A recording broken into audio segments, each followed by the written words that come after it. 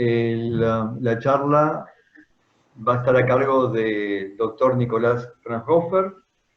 Nicolás, obviamente, es un argentino, una persona que tuve el gusto de trabajar y trabaja todavía con nosotros.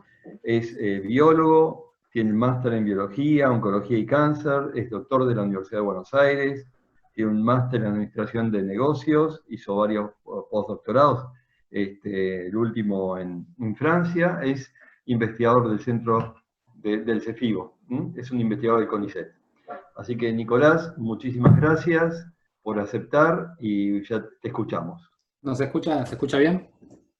Perfecto. Sí, perfecto. Bueno, antes de comenzar quisiera agradecer inicialmente a la Fundación del Tercer Milenio, al doctor Casadé y al doctor Churuyán por esta invitación para dar esta charla. La charla se titula Big Data y Epigenética aplicada a la medicina personalizada. Se enmarca dentro de los proyectos que estamos desarrollando ahora en colaboración con el doctor Churuyán, y va a tocar diferentes aspectos vinculados principalmente con la parte de oncología inicialmente, y hacia el final de la charla vamos a tratar de darle un enfoque más vinculado hacia lo que es trasplante. La charla está estructurada en 3 partes. La primera parte va a estar enfocada en los conceptos básicos de biología molecular y genética que son necesarios un poco para entender las metodologías de las cuales vamos a hablar.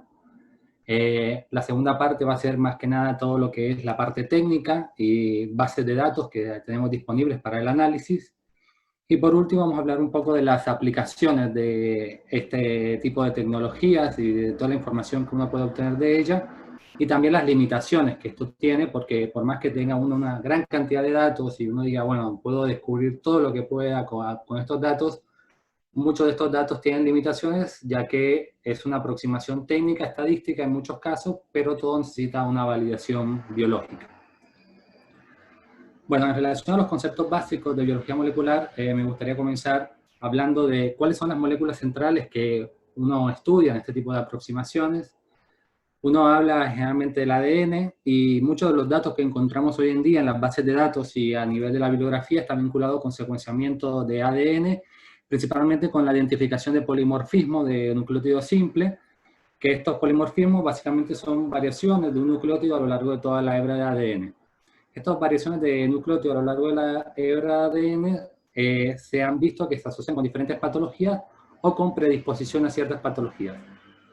Además de esto, uno puede evaluar dentro de todo este contexto cómo está estructurado el ADN, es decir, la frecuencia de genes, la frecuencia de las amplificaciones, las deleciones, tanto si hay ganancia de genes o deleciones de genes a lo largo de todo el genoma con estas tecnologías. Para recordar un poco, la hebra de ADN está conformada por una doble hélice en la cual emparejan bases nitrogenadas, que siempre se empareja citosina con guanina, adenina con timina. La citosina con la guanina con 3 enlaces y adenina timina con 2 enlaces. Y lo que uno va a obtener del secuenciamiento del ADN es básicamente todo lo que está vinculado con cómo están compuestas estas bases a lo largo de toda la secuencia de ADN.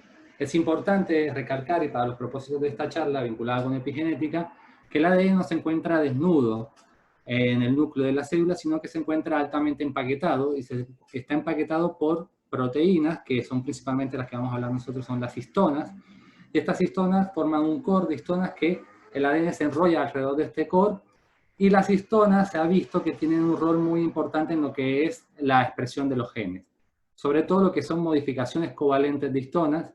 Y estas histonas, además de, no se ve representado aquí, pero tienen colas proteicas que sufren modificaciones que son indicadores de alguna manera de si ese gen está expresado o está apagado, o si hay secuencias reguladoras que están activas o inactivas dentro de la secuencia de ADN. Sumado a esto, tenemos lo que sería el ARN también. El ARN sería un producto de la lectura del ADN. Este ARN que nosotros más que nada conocemos los ARN mensajeros, que son aquellos ARN que codifican para proteínas. Esta secuencia de ARN también puede ser leída y puede ser analizada en profundidad, y lo que nosotros podemos obtener de ellos es la expresión de ARN que tiene la célula o un tumor o un determinado tejido en un momento determinado. Es decir, es como una foto de la expresión de lo que se está viviendo la célula en ese momento. Así como el ADN está formado por bases nitrogenadas, el ARN también está formado por nucleótidos. La única diferencia es que en vez de tener timina, tiene uracilo. Sumado a esto, tenemos lo que serían las proteínas, que uno también puede estudiar las proteínas directamente, que son lo que serían las proteínas, lo que se llama el proteoma, que vamos a ver más adelante. Y estas proteínas, lo que uno va a ver es básicamente la secuencia de aminoácidos que conforman esta proteína. Y teniendo esa secuencia de aminoácidos, uno predice a qué proteína puede corresponder. Sumado a esto, esta secuencia de aminoácidos puede servir para predecir el comportamiento espacial de esta proteína y cómo se pliega en el espacio y qué función potencial podría llegar a tener. Todo esto se enmarca en lo que sería el dogma central de la biología molecular, que hoy en día ha evolucionado y ha cambiado. Nosotros vemos generalmente, y hablamos de mutaciones, cuando hablamos de ADN, y esto corresponde al genotipo de la célula, que es decir, es toda la información genética que contiene la célula en un momento determinado, que el producto de esto, principalmente a nivel de la síntesis proteica, ocurre lo que es la transcripción. Hay que aclarar que además de los ARN mensajeros, tenemos ARN no codificantes que cumplen una función muy importante en la regulación de los fenotipos celulares. Esta transcripción va a dar como producto a este ARN que posteriormente a través de otro proceso va a dar de traducción, es decir, leemos el ARN y lo vamos a transformar en una secuencia de aminoácidos que es proteína, es decir, cambiamos el idioma, pasamos de bases nitrogenadas, nucleótidos a aminoácidos. La proteína va a corresponder al fenotipo celular, que está marcado tanto por el genotipo, es decir, lo que estaba codificado a nivel del ADN, como del efecto, es decir, todo aquello que esté influenciando a la célula en ese momento, que nosotros podemos llamarlo microambiente celular o la condición general que tenga la célula en su entorno, esté condicionando cómo va a estar esa proteína también, si se va a plegar bien en el espacio o va a tener algún tipo de alteración, lo cual va a llevar posteriormente a que esa proteína sea degradada y no cumpla su función.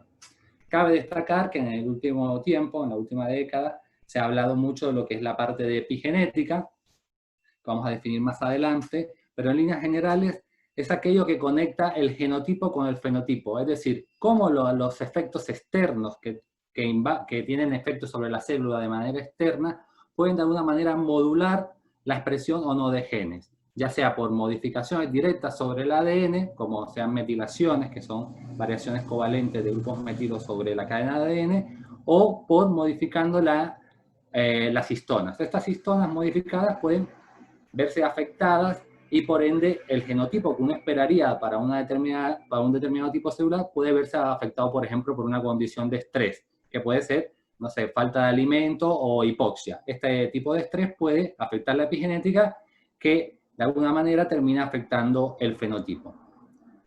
La epigenética ha sido muy estudiada en lo que es los fenómenos de imprinting, principalmente durante el desarrollo embrionario. El imprinting está vinculado generalmente con lo que es la expresión diferencial del genoma paterno o materno durante el desarrollo embrionario, y esto va cambiando a lo largo de la progresión del desarrollo del embrión, y esto de alguna manera es lo que condiciona la diversidad celular.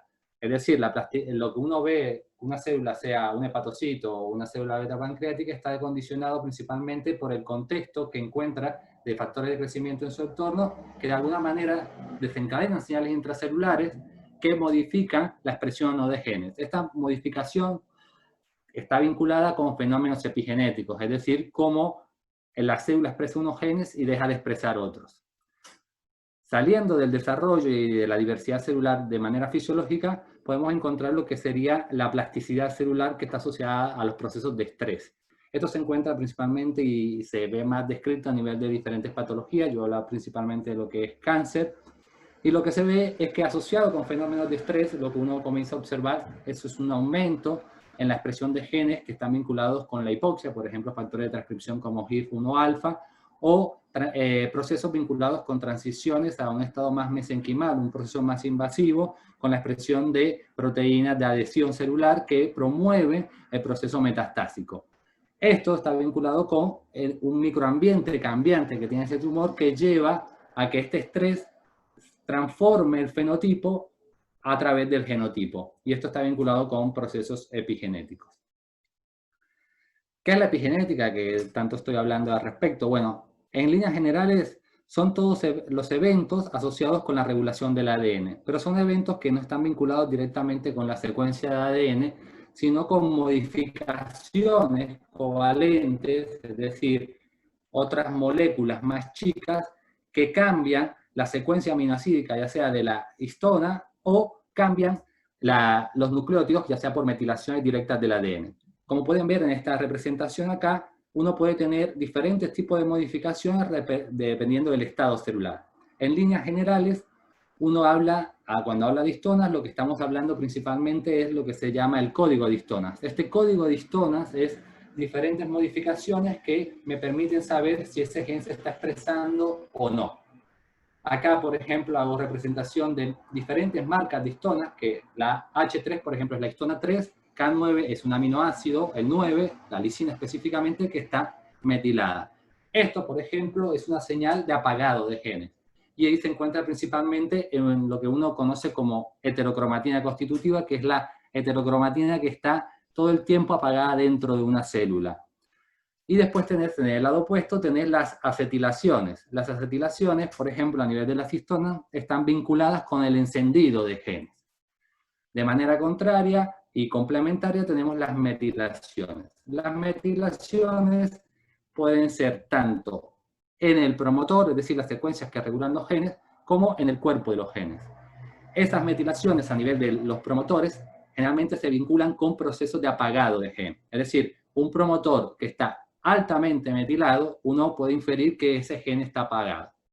Mientras que las metilaciones a nivel de los cuerpos de los genes, es decir, la parte que codifica para el mensajero o para el ARN no codificante, esa metilación a lo largo del cuerpo del gen puede ser tanto positiva, vinculada con activación, como con represión. Entonces, siempre hay que tener un readout en relación a la expresión de esa proteína. Es decir, todos los procesos vinculados con la epigenética, uno tiene que medir de manera paralela la expresión de dicho gen en esa célula en ese mismo momento, para tener una clara visión de lo que está pasando.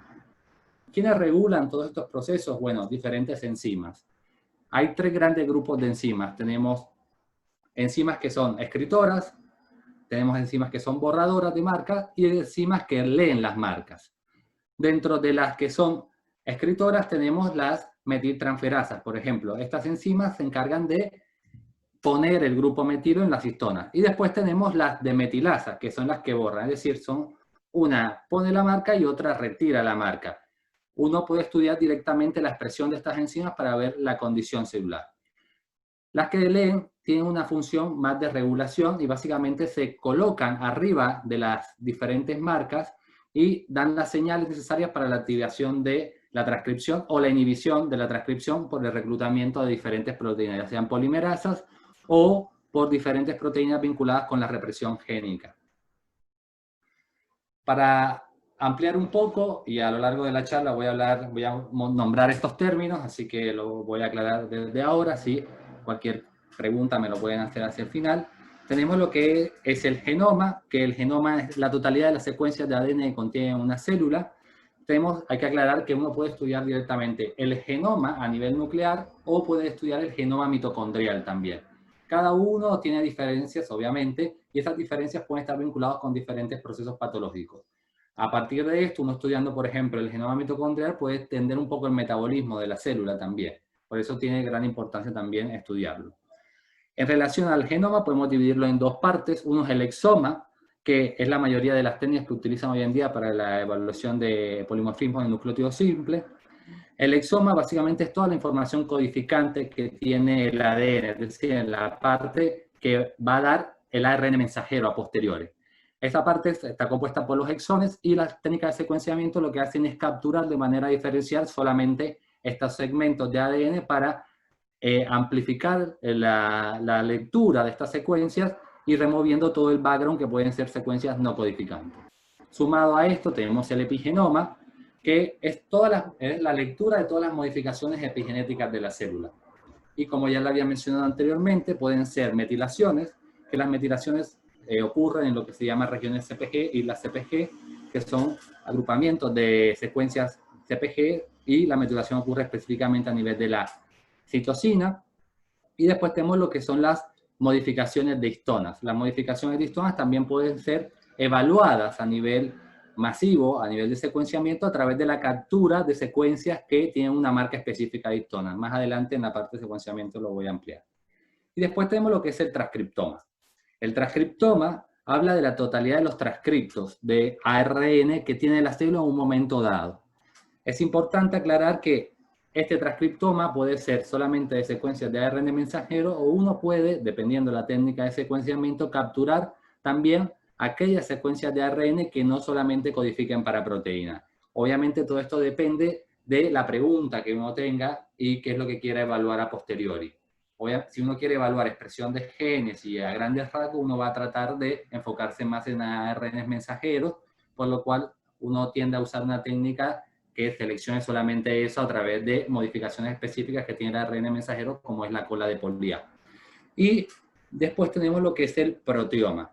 El proteoma es mucho más complicado de estudiar hoy en día que el transcriptoma y el genoma, debido a que las secuencias aminoácidas son mucho más variables que el transcriptoma y el genoma, que están compuestos principalmente por pocos nucleótidos. El proteoma básicamente es la totalidad de proteínas que hay en una célula en un momento dado. Este proteoma, básicamente el estudio está asociado con la lectura de secuencias de aminoácidos a través de espectrometría de masa, es decir, se ve qué aminoácido corresponde y a posteriori se infiere a qué proteína está relacionada. En el escenario ideal, uno tendría que poder hacer todas estas técnicas para tener una visión global de lo que le está pasando a la célula en un momento dado. Obviamente, por limitaciones de costo y de accesibilidad al material, uno prioriza cuál es la mejor técnica para responder la pregunta que uno está haciendo. Vamos a la parte de secuenciamiento y Big Data. Para hablar de secuenciamiento, voy a hacer desde lo más básico hasta lo más complicado que se encuentra hoy en día.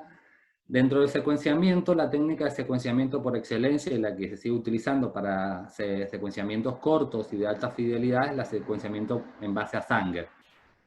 Esta básicamente, ¿qué secuencia? Es determinar la secuencia de monómeros que tiene un determinado polímero. Polímeros pueden ser polímeros de aminoácidos como la proteína o polímeros de nucleótidos como el ADN o el ARN.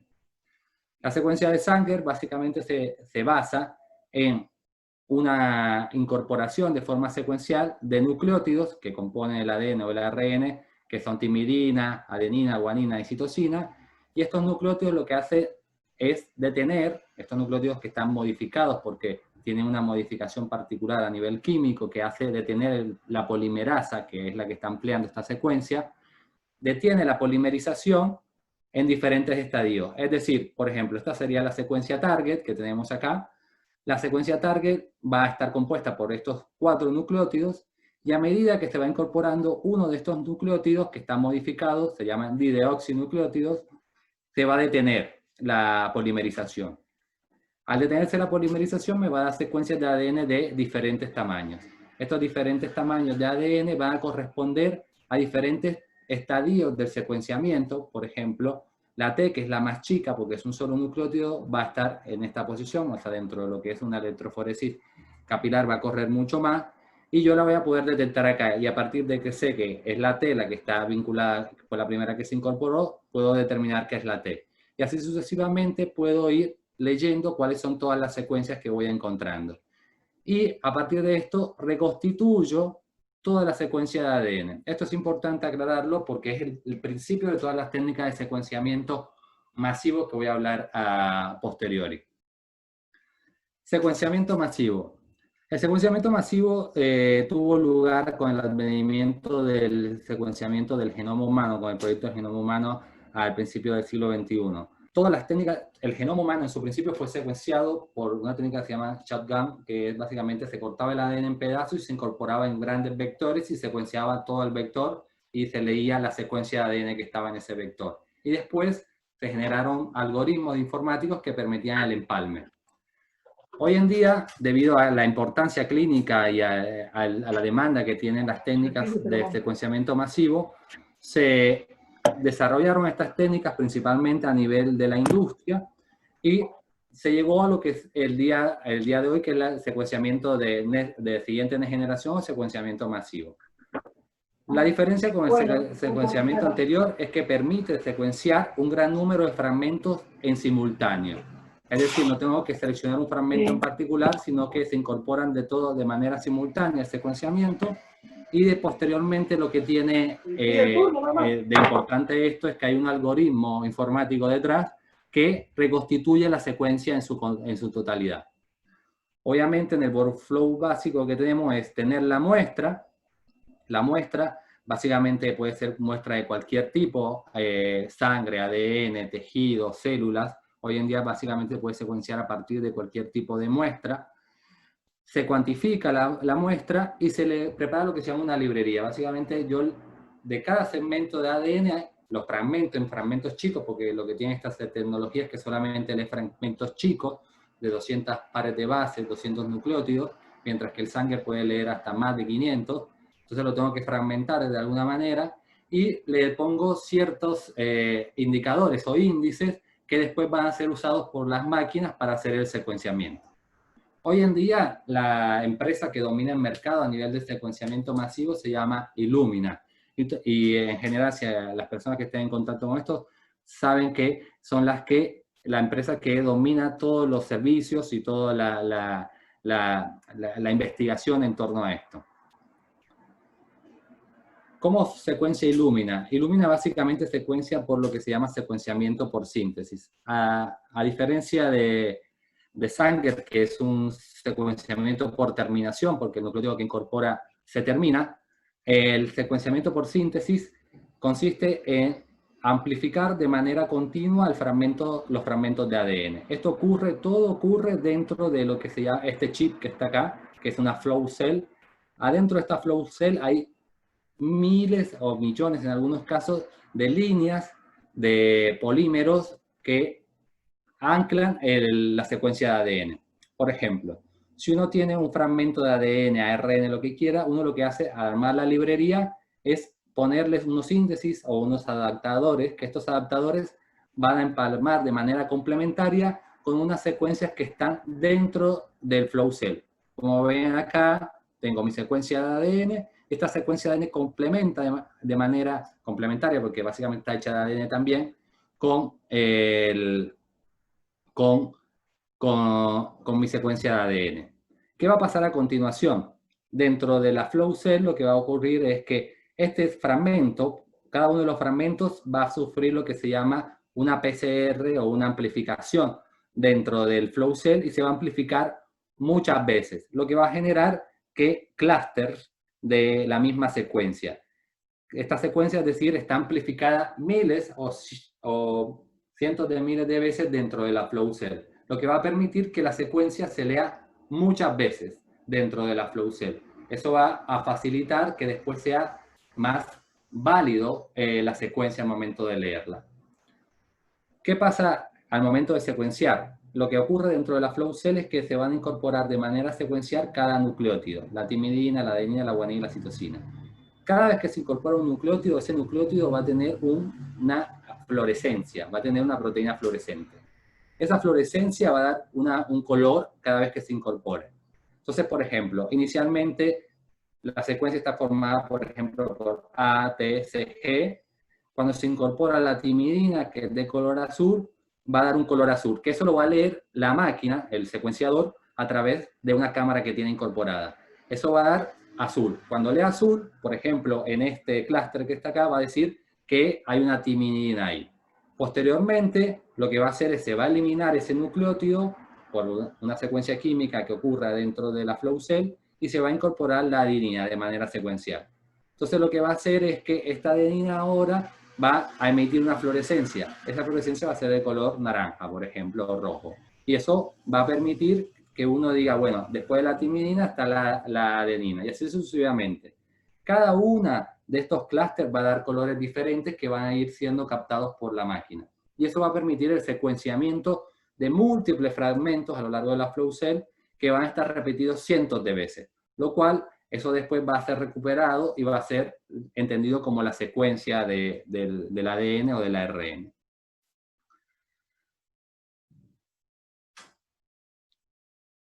Cuando hablamos de epigenoma y las técnicas para la lectura del epigenoma son un poquito más complejas Y básicamente lo que uno hace para entender el epigenoma es lo que se llama ChIP-seq, es lo más común hoy en día. Hay otras técnicas más sofisticadas, pero en líneas generales todos tienen el mismo principio. Básicamente es una inmunoprecipitación de la cromatina de un segmento específico de ADN, que esta inmunoprecipitación está acompañada a posteriori por un secuenciamiento masivo. Lo que uno hace es incorporar un anticuerpo específico.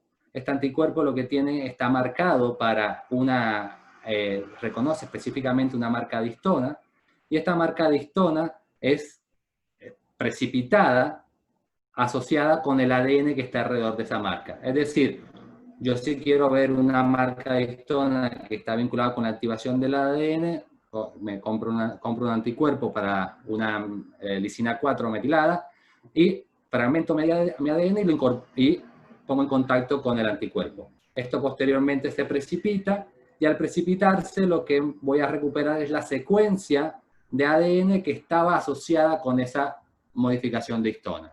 Es decir, uno lo que tiene es un readout asociado con la secuencia de ADN. No veo específicamente la marca de histona, sino qué secuencia estaba asociada con esa marca de histona que posteriormente voy a saber si está activando o reprimiendo. Esto se puede hacer tanto para marcas de histonas como para factores de transcripción o proteínas que estén asociadas al ADN. Todo esto me va a dar una librería de fragmentos de ADN. Obviamente cada fragmento va a estar separado, es decir, voy a tener que repetir este ChIP-seq para cada marca de histona para tener diferentes librerías para cada tipo de modificación de histona. Y esto se va a secuenciar posteriormente y voy a poder entender qué secuencias estaban asociadas con esa marca y si estaban activando o reprimiendo ese gen. Asociado con la metilación, que es el otro componente que se estudia bastante a nivel de epigenética y secuenciamiento masivo, se usan lo que se llaman chips o microchips o arrays de secuencia que se pueden hacer también por secuenciamiento, pero hoy en día es mucho más económico y más accesible lo que serían los chips. Lo que uno hace con el chip es tener su secuencia de ADN, y la secuencia de ADN que está metilada tiene esta citosina metilada, pero uno tiene que poder saber si está metilada o no esa secuencia. Para saber si está metilada o no, no usamos un anticuerpo como en esta aproximación, sino una conversión química que a partir de bisulfito, el bisulfito lo que va a hacer es que aquella citosina que no esté metilada me la va a cambiar por uracilo. Mientras que la citosina que esté metilada está como protegida y no se va a ver modificada y se va a mantener como una citosina. ¿Qué va a pasar? Al momento de amplificar esa secuencia, donde había un uracilo que va a ser leído como una timina, se va a incorporar una adenina de manera complementaria y todas las secuencias que estén amplificadas a partir de eso van a cambiar. Esto quiere decir que ese gen que estaba metilado, esa secuencia que estaba metilada, ahora ya no va a tener una citosina, sino va a tener una timina como secuencia. Entonces, a partir de eso uno puede distinguir una secuencia metilada de otra que no está metilada. Todo esto se va a incorporar con una proteína, con un fluoróforo, por ejemplo, como pueden ver acá, aquella secuencia que no estuvo metilada se va a incorporar con un fluoróforo rojo, mientras que aquella que tiene una secuencia que esté una secuencia control, va a tener un color diferente. Entonces uno puede distinguir por color cuál es la que está metilada de la que no está metilada o cuál es el tratado del no tratado. Eso depende del diseño del experimento. Entonces uno lo que va a tener es como readado colores dentro del chip, colores rojos o colores verdes. Y después de eso uno lo que lee son señales de luz y mide cuál está más señal roja, que me está hablando de no metilación, o señal verde, que está hablando de no metilación. Y eso va a cambiar en función del grado de metilación. Esas son básicamente las técnicas que se usan hoy en día en todos los laboratorios y en general. Pero como yo les decía anteriormente, hoy en día se está tomando un enfoque más holístico que se denomina multiomics, y es lo que estamos trabajando nosotros ahora, que es tratar de entender el contexto celular desde todos los puntos de vista, ya sea a nivel del exoma o del secuenciamiento de todo el ADN, Whole Genome Sequencing, a través del RNA-seq, del transcriptoma, del ChIP-seq y de la metilación para el epigenoma, y uno puede incorporar más dimensiones a esto y hacer un paquete multidimensional. Pueden incorporar el metiloma, si quiere, por ejemplo, es decir, qué metabolito está produciendo la célula en ese momento, o puede recuperar el metabolismo de la orina, o de la sangre del paciente. Todo esto se incorpora dentro de un gran paquete que se llama multiómica. Este multiómica se tiene que analizar y contrastar con las bases de datos y los datos clínicos que tiene este paciente para encontrar asociaciones o correlaciones que estén vinculadas con la expresión o no de genes o la presencia o no de metabolismo. ¿Para qué sirve todo esto? Y bueno, tengo tanta información, ¿qué hago ahora? Bueno, uno lo que hace es ver variantes génicas que estén asociadas con pronóstico, predisposición y respuesta a drogas, que es un poco lo que estoy haciendo ahora. Y después lo que uno puede hacer es ver mutaciones a lo largo del ADN. También se pueden ver en el ARN, pero no es tan confiable. Y se pueden ver también alteraciones estructurales. Estas mutaciones y alteraciones estructurales, que son variaciones en número de copias, por ejemplo, es lo que se utiliza hoy en día en cáncer, principalmente para ver la predisposición de un paciente o aquellos procesos vinculados con carcinogénesis, sobre todo. Y se ha vinculado también con grado de malignidad y con el funcionamiento proteico. Y otra parte que es muy importante es la clasificación de patologías complejas. Es decir, tenemos, por ejemplo, un tumor o una serie de pacientes que uno puede categorizar de forma estanco o de forma integral, y capaz no tiene que ampliar el scope de análisis para decir, bueno, incorporo todas estas herramientas para tener una clasificación molecular, que capaz es mucho más confiable o complementaria a otros tipos de clasificaciones como las clasificaciones histológicas.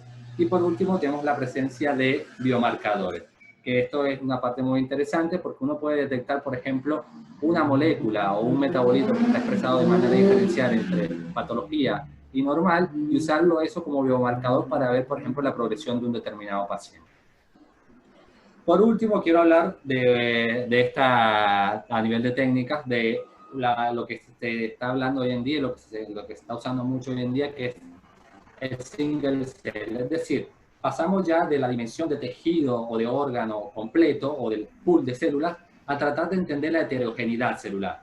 Es decir, qué expresa cada célula y en qué momento. Es decir, veo si, yo digo, un tumor es de X, es más epitelial, por ejemplo.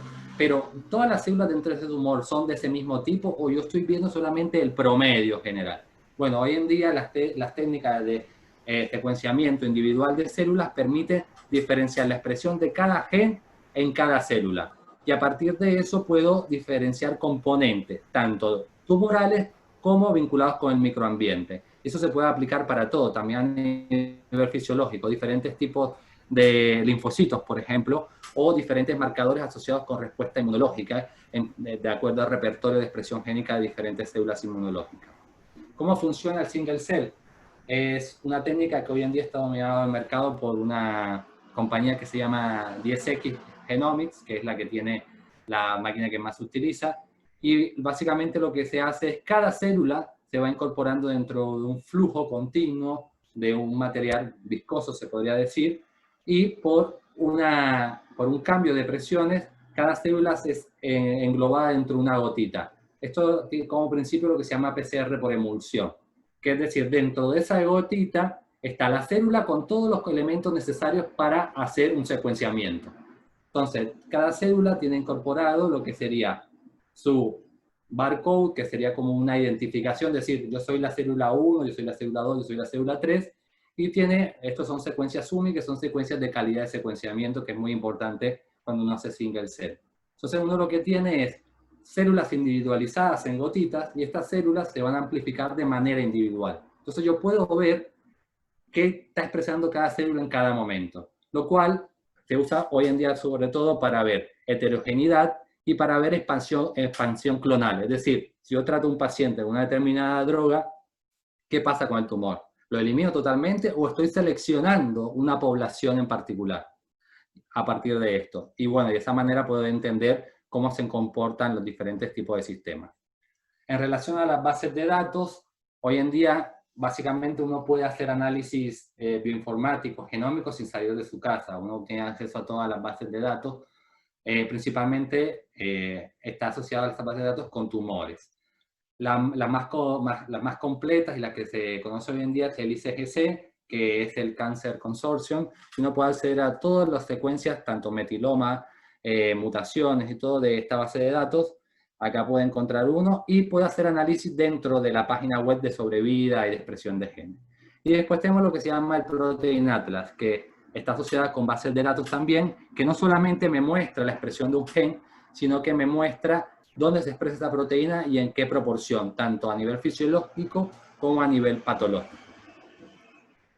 Bases de datos más generales tenemos la del NCBA o el NIH, que es el Gene Expression Omnibus, que es un repositorio de bases que uno busca, por ejemplo, linfoma. Y uno pone acá linfoma y te aparecen cientos de bases de datos asociadas con cáncer, con ese tipo de cáncer, que pueden ser de publicaciones o de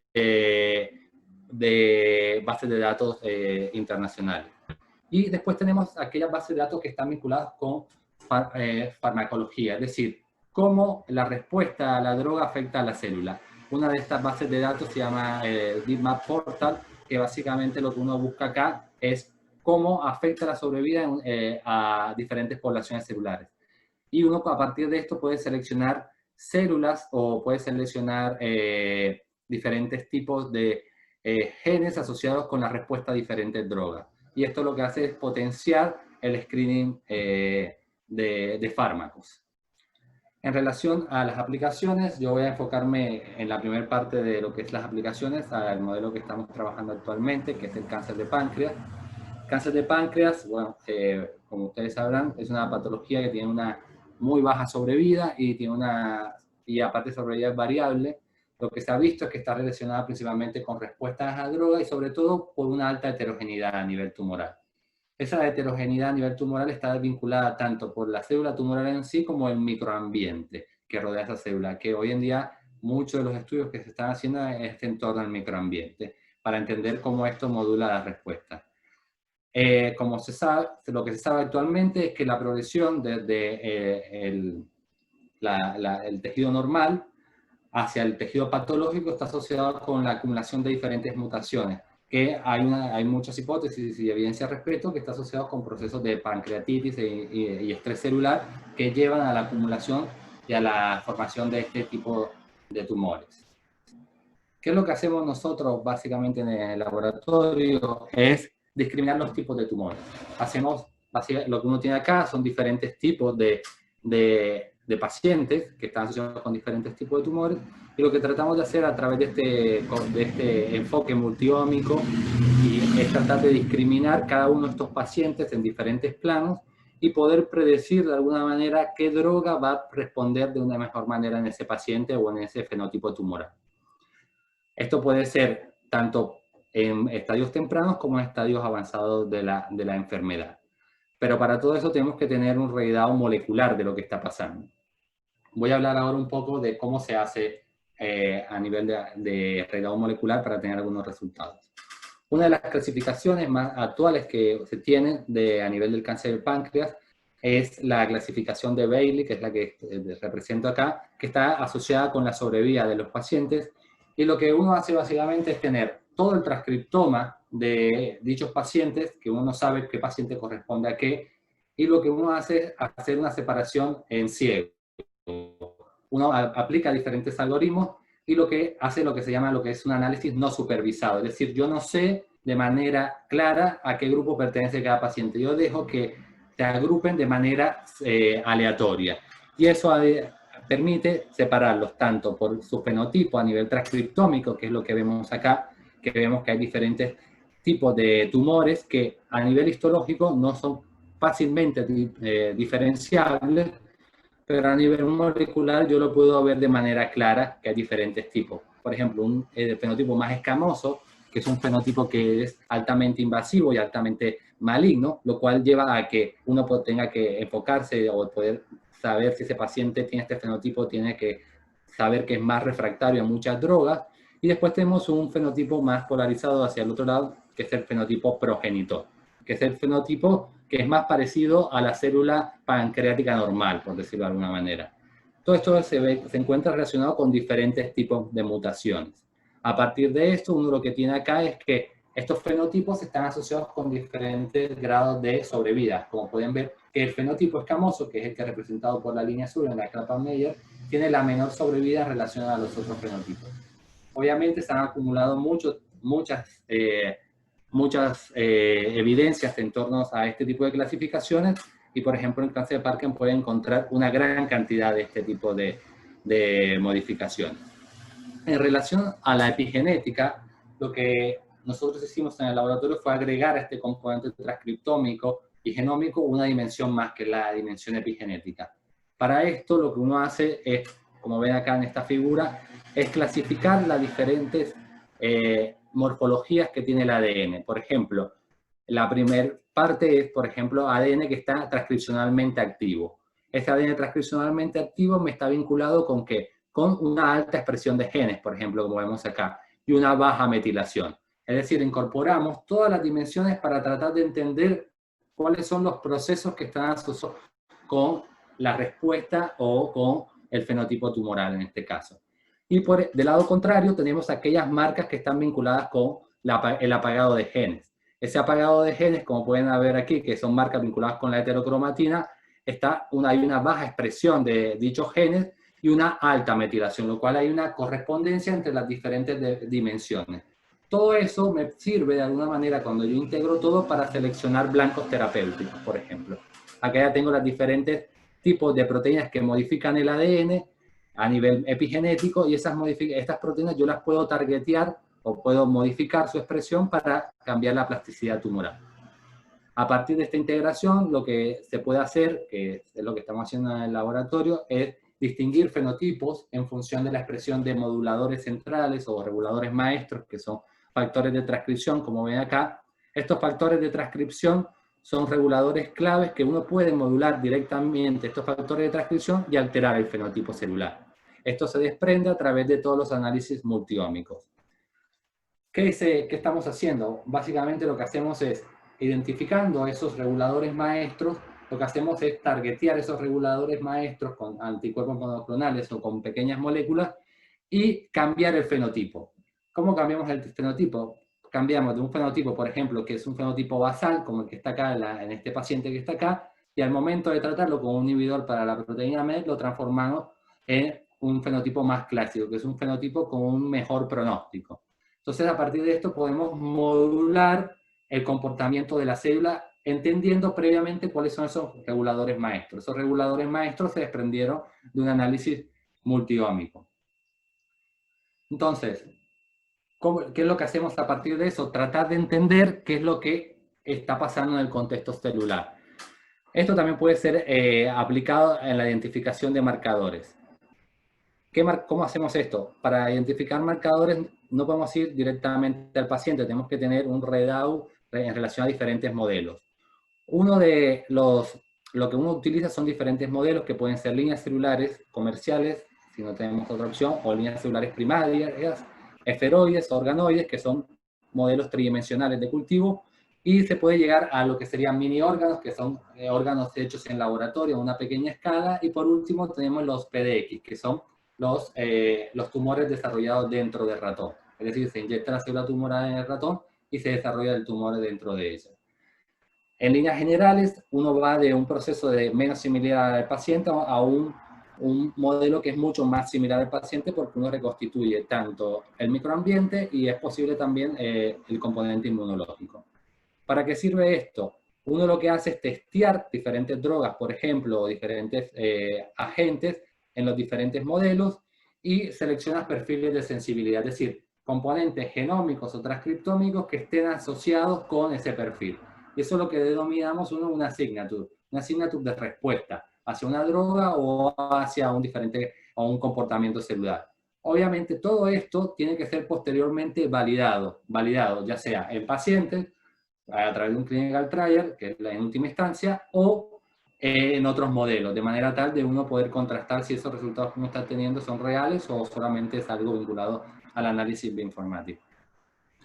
En este contexto, nosotros hemos desarrollado un trabajo en el reposicionamiento de drogas, que esto se hizo en colaboración con el doctor Chuluyan, en relación al reposicionamiento de drogas, específicamente de inhibidores de proteasoma.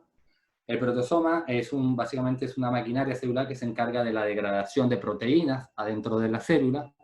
Y nosotros lo que hicimos fue targetear el proteasoma con los inhibidores de proteasoma que están hoy en día actualmente disponibles en el mercado, pero que no se utilizan para el cáncer de páncreas, sino se utilizan para otras patologías, principalmente tumores líquidos. Y nosotros hicimos el carfilzomib, el bortezomib y el izosomib, que targetean diferentes unidades del proteosoma. Y a partir de esto generamos diferentes perfiles de sensibilidad en líneas celulares primarias de cáncer de páncreas.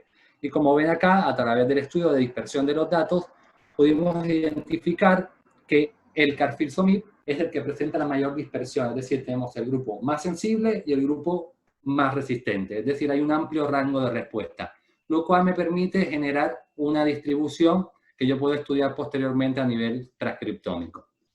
Lo que se hizo a partir de eso fue graduar los pacientes desde el más sensible al más resistente a través de una serie de genes que se extrayeron a partir de análisis transcriptómico, y uno lo que predice es la respuesta de ese paciente a la droga.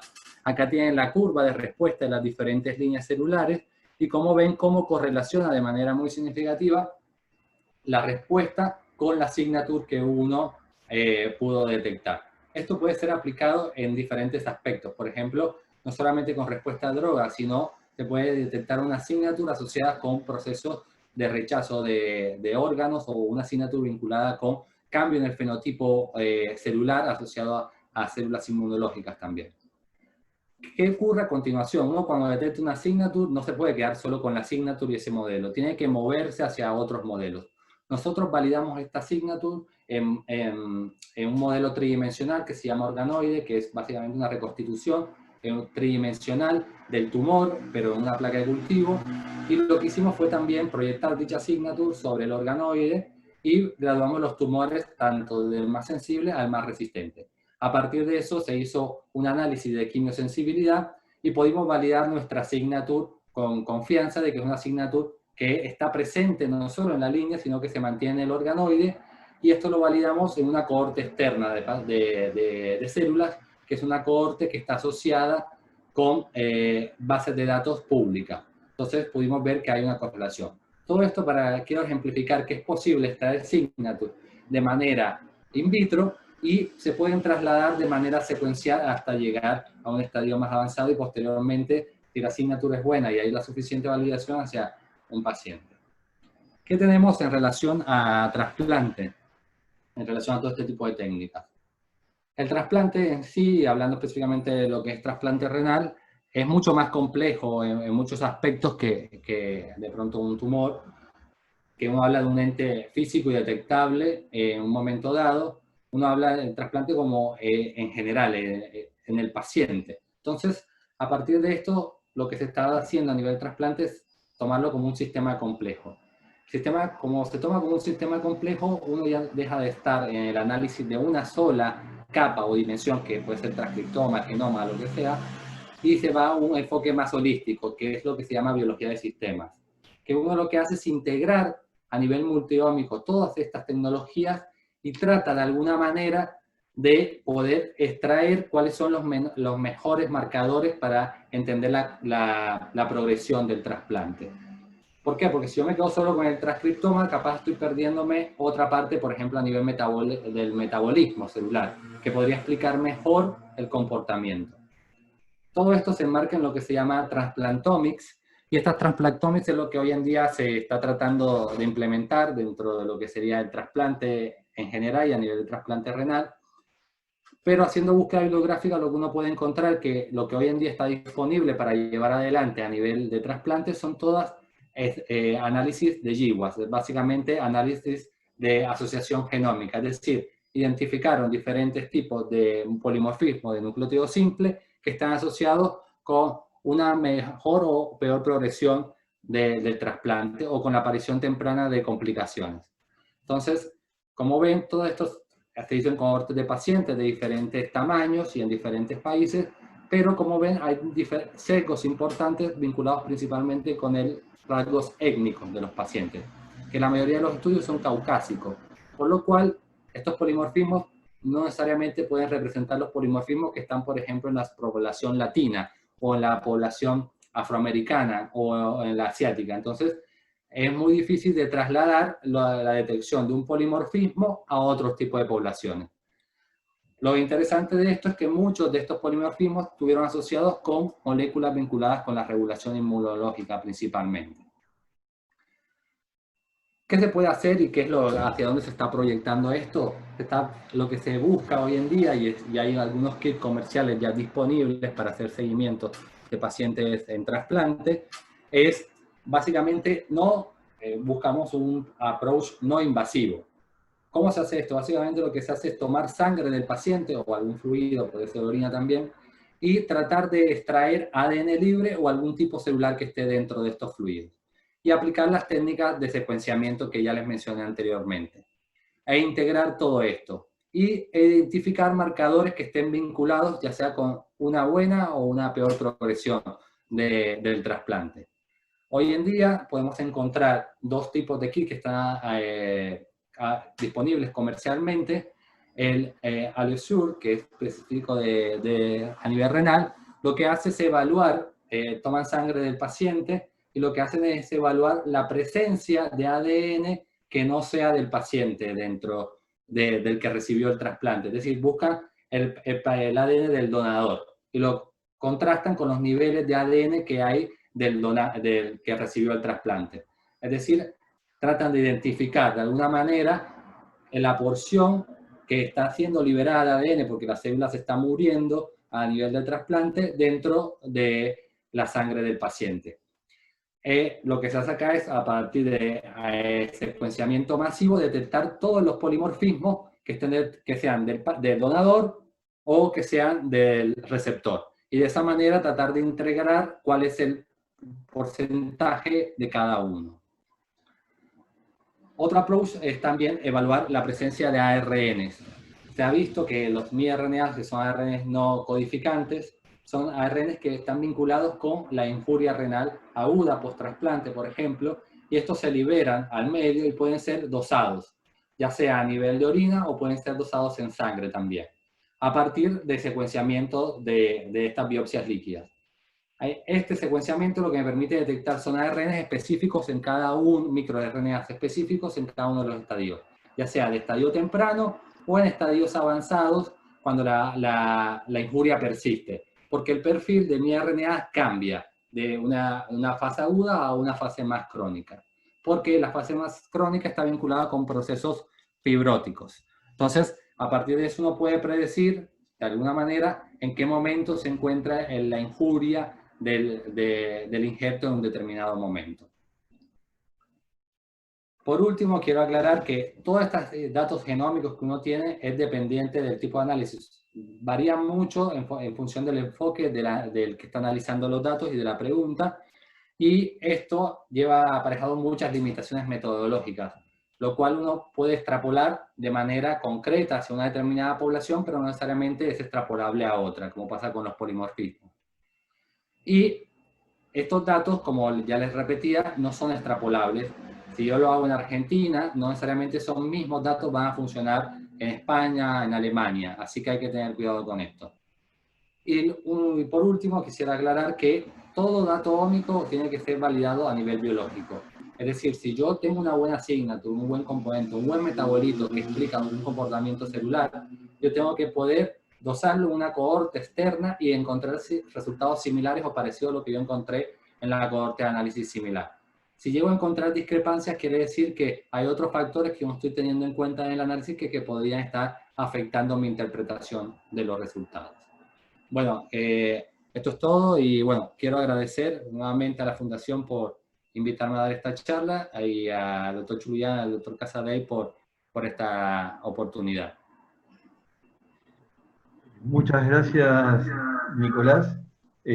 Muy buena la charla. Y antes que nada, antes de pasar las preguntas, una aclaración. Nicolás no es argentino, es colombiano, pero lo considero como un argentino porque hace muchos años que está trabajando en la Argentina. Así que bueno, simplemente esa aclaración y vamos a las preguntas de nuevo. Las personas que quieran hacer las preguntas, activamos los micrófonos y hacen la pregunta directamente. Mientras la gente va preparando las preguntas, yo te voy haciendo algunas preguntas, Nicolás. Sí. Costos. Obviamente esto es muy costoso y todo esto apunta hacia lo que llamamos medicina personalizada. Pero vos lo ves que en algún momento los costos pueden llegar a disminuir como para que sea una técnica que uno diga, bueno, lo transformo, lo puedo utilizar en gran cantidad de pacientes, o esto simplemente va a ser para llegar a conseguir algún biomarcador que de última se puede utilizar, como en el caso del trasplante renal, este, que en estos momentos hay un test que se puede llegar a utilizar, o al menos están utilizando en Estados Unidos. Bueno, en líneas generales, hoy en día lo que está dominando el mercado, como mencionaba anteriormente, son las plataformas de Illumina, y el secuenciamiento en líneas generales hoy en día, en comparación con el principio del 2000, es mucho más barato. Uno puede llegar a secuenciar un genoma completo si uno lo hace en escala, hasta en $100 lo puede llegar a secuenciar un genoma completo. Lo que sería costoso en algún punto es el análisis, que es computacionalmente costoso por almacenamiento de estos grandes volúmenes de información. Para que se den una idea, un genoma completo puede llegar a estar en 10 terabytes de información. O sea, es mucha información que hay que analizar. Eso es una de las grandes limitaciones, el almacenamiento y el análisis de esos datos, en líneas generales. Un approach más conservador y mucho más económico es identificar el biomarcador, una serie de biomarcadores, y hacer un análisis de secuenciamiento dirigido, es decir, solo con esos marcadores. Entonces, uno haría un secuenciamiento de muchos pacientes, es decir, usaría la flow cell en su extensión para muchos más pacientes porque está seleccionando una pequeña parte del genoma, por ejemplo. Entonces, eso abarataría mucho los costos. En relación a la infraestructura que uno tendría que tener para hacer esto, hoy en día hay una compañía que se llama Nanopore, que vende secuenciadores caseros, que son básicamente secuenciadores de $1000, que son así de chiquitos. Entonces, esa Nanopore lo que hace, a diferencia de Illumina, es secuenciar el ADN, pero en mucha mayor longitud. Y el costo de secuenciamiento ahí es muy bajo. Por ejemplo, Nanopore se validó en África, por ejemplo, para el diagnóstico de enfermedades infecciosas. Es decir, tomaban sangre del paciente y secuenciaban específicamente el ADN de virus o alguna bacteria y lo hacían directamente enfrente del paciente, porque necesitas una computadora y el dispositivo. Gracias, Nicolás. Ángela tiene una pregunta. Sí. Activamos el micrófono de Ángela. Hola, Nicolás. Lindo trabajo. Te quería hacer una pregunta más acerca de metodología. Ángela, ya podés hablar. Ay, ¿me escuchan ahí? Sí. Hola, bueno, te estaba felicitando por tu trabajo. Ángela, y quería hacerte... Activa el micrófono, por favor. Sí, se te escucha, yo lo escucho. ¿Sí? Ah, bueno, sí. Nicolás me escucha. Es más de metodología. Quería saber si hay una diferencia entre las plataformas de metilación. O sea, sí. Tengo datos de... Lo diferencian y dice que es DNA Methylation. Ángela. Sí. 27K y 450K. O sea, ¿cuál es la diferencia? No se escucha, lamentablemente. Yo la escucho, doctor. Escribís la pregunta, yo la escucho. Yo la transmito. Yo la escucho. Yo la estoy escuchando a ella. ¿Vos me escuchás, Ángela? ¿Sí? Sí, sí, sí. Bueno, básicamente 27K es la más vieja. ¿Está bien? ¿Qué pasa? Como antes no estaban puestas a punto las plataformas de metilación, secuenciaron solamente algunos segmentos del ADN. Es decir, el porcentaje de cobertura del ADN es menor. Entonces, no es realmente metilación global. No estás viendo todo el metiloma. Estás viendo solamente una parte, lo cual te estás perdiendo información en realidad.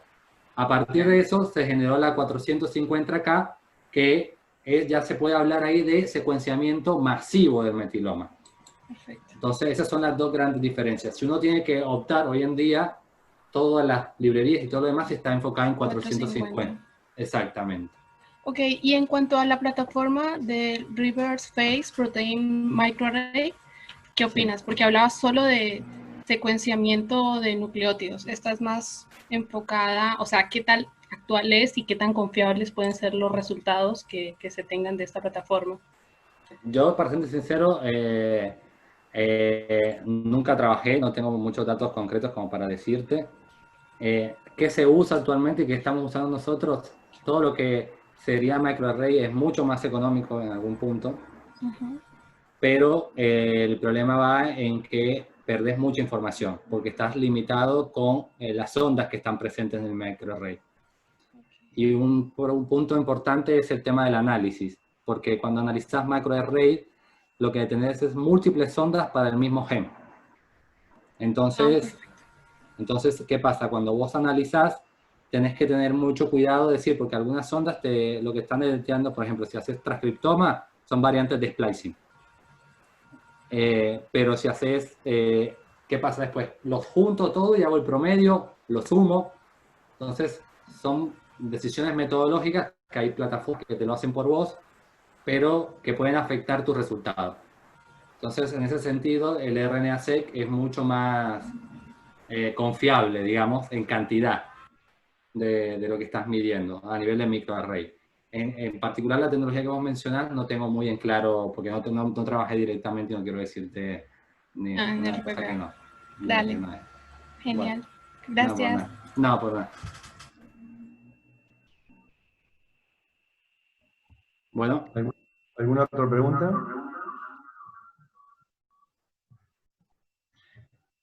Creo que no hay otra pregunta. Lo único que te quería preguntar de la pregunta que te hice antes, Sí. de los costos y demás, así como se redujo bastante los costos, como vos me dijiste, para el análisis de datos, ¿crees que también se va a ir mejorando para reducir los costos o hay un cuello de botella ahí y va a ser difícil? Hoy en día, por ejemplo, en mi caso, yo hago todo con lo que sería software gratuito. Yo no tengo que pagar nada por analizar. Lo único que yo necesito es saber hacerlo, básicamente. O sea, uno no tiene que comprar nada. Hay software comerciales que te facilitan mucho porque son interactivos. Es como si uno entrara en Windows y hace clic acá, hace clic allá. En sí, para analizar no tenés que gastar nada. Lo único que tenés que tener es en lo mejor escenario, una buena computadora, uno puede decir, que permita soportar el análisis de datos. Lo que sí es, si uno va a trabajar, si uno tiene claro que va a trabajar con mucha cantidad de pacientes, una cohorte grande de pacientes, tiene que tener lugar para almacenar la información. Básicamente son discos rígidos. Tener una plataforma de discos rígidos que te permitan almacenar esa información y tenerla de una manera confiable y que vos sepas que no se va a dañar en el tiempo. Entonces, por ejemplo, nosotros hoy en día, yo en momento trabajo con 12 terabytes en simultáneo de información para serían como 10 computadoras al mismo tiempo, pero solamente información. En procesamiento uso una sola computadora, se puede analizar. Si uno quiere hacerlo más rápido, va a Cluster y todo lo demás, pero hoy en día no hay un costo real de procesamiento. Lo que hay es un costo de almacenamiento de información, nada más.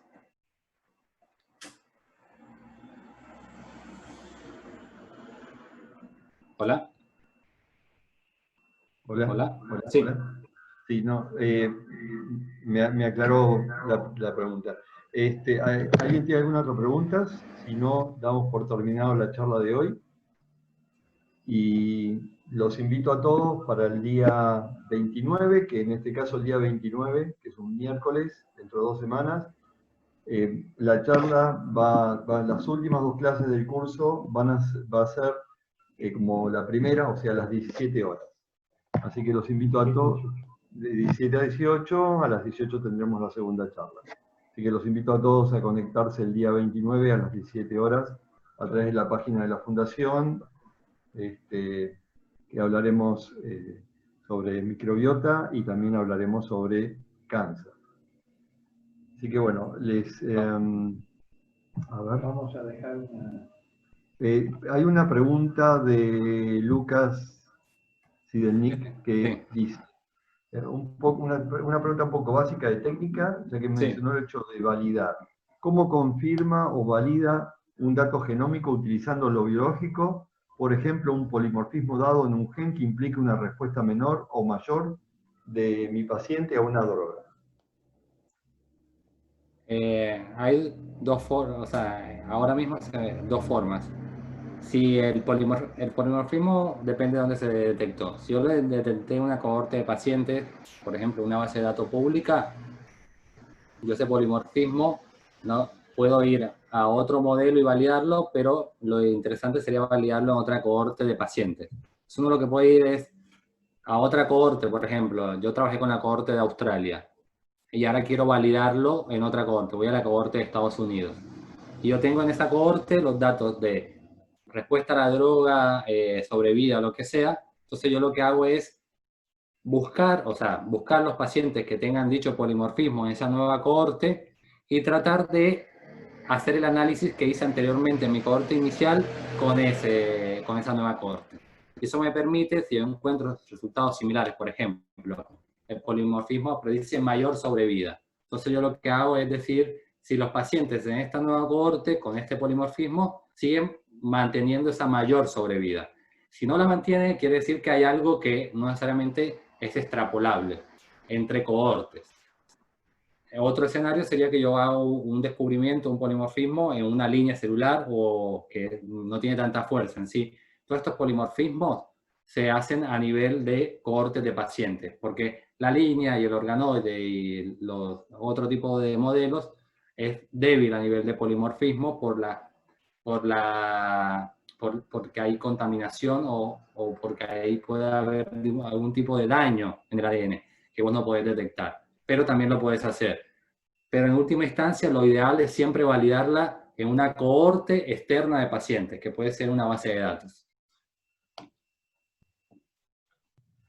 Bueno, muchísimas gracias a todos los participantes y muchas gracias, Nicolás. Los invito, como ya les dije, para el día miércoles 29 a las 17 horas y con las últimas dos clases que tenemos de este curso 2020. Nicolás, te invito a que te quedes y el resto ya nos despedimos hasta la próxima. Muchas gracias.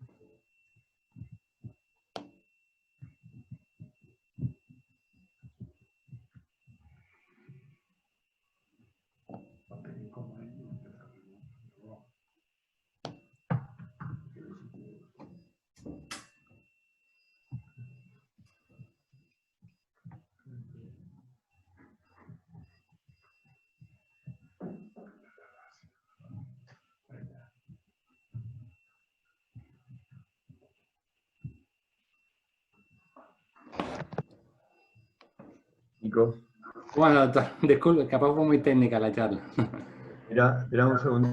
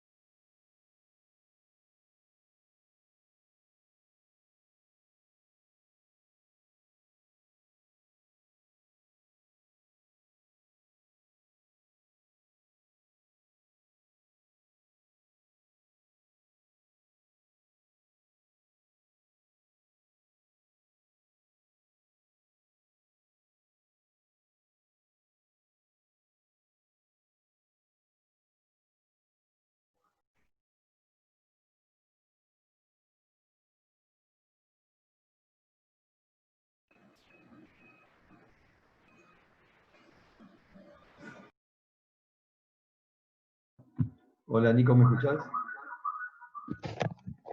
No. Ahora no te escucho a vos. Ahí está. ¿Ahí me escucha? Ahí sí. ¿Cómo andas, Nico? Bien, bien, doctor. Ay, no.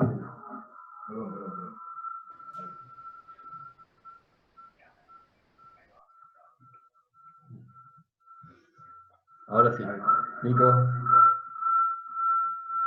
No, micrófono, Nico. Ahí está. Ahora sí. ¿Cómo andas? Bien, bien, bien. Al final vine a casa. ¿Fue colectivo?